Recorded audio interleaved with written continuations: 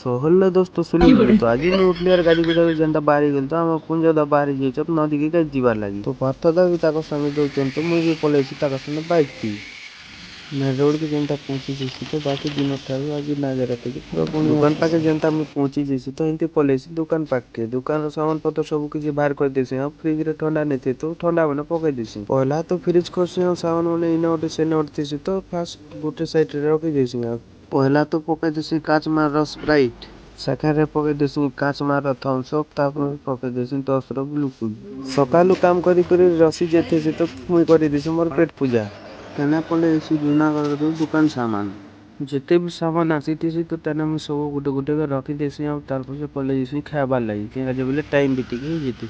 आज मोर संगे के भी नेना राकेश बाबू थी तो संगे खाई देसु तो आज मुई के ने थी तो तने आगे छाड़ी बार खाई जीवार लागि